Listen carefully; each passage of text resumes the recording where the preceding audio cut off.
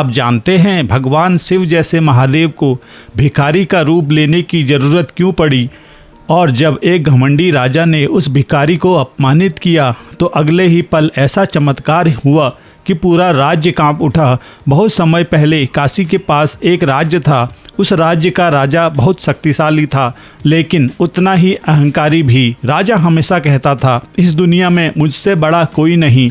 उसके दरबार में रोज़ गरीब लोग मदद मांगने आते, लेकिन राजा उनका मजाक उड़ाकर भगा देता।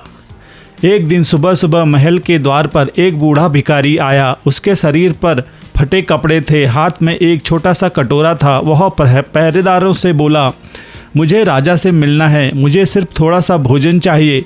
पहरेदार हंसने लगे, लेकिन किसी तरह वह भिखारी राजा के महल में पहुंच गया। राजा ने उसे ऊपर से नीचे तक देखा और हंसते हुए कहा, तुम जैसे भिखारी मेरे महल में क्या करने आए हो?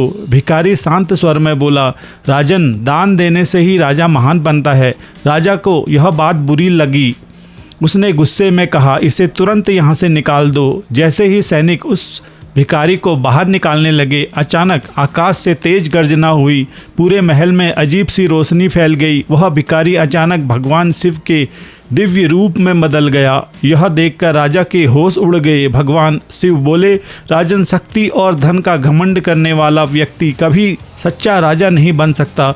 मैं तुम्हारी परीक्षा लेने आया था। राजा तुरंत भगवान शिव के चरणों में गिरकर बोला, प्रभु, मुझे क्षमा कर दीजिए। आज मुझे समझ आया कि अहंकार सबसे बड़ा पाप है।